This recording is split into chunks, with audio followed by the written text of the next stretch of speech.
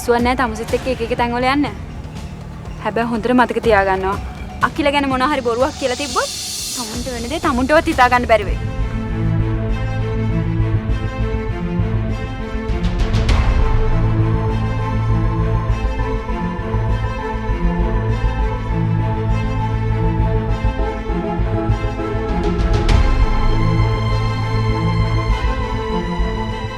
මං අන්න ඒ හින්දා තමයි මේ වගේ සම්බන්ධයකට අකමැති වුනේ.